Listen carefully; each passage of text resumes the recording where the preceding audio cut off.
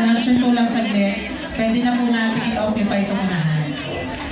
Safe na po natin i-occupy itong mga yung mga nasa gilid po na hindi po perform, please occupy the space dito sa salamat.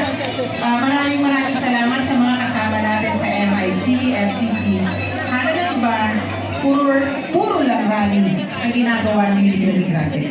Pero akala lang nila yun. Noong panahon ng pandemya, ang mga member organizations talagang nagdo-door-to-door ang serbisyo sa mga kababayan natin nagka-COVID o hindi nakakalabas dahil ayaw palabasin ng employer. Naghahatid ng mga, alam niyo yung RAT?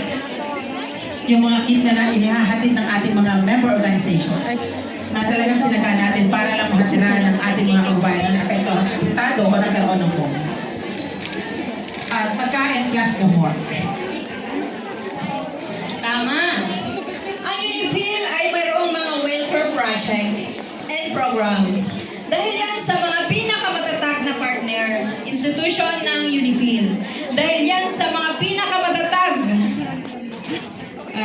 dahil yan sa pinakamatatag na partner ng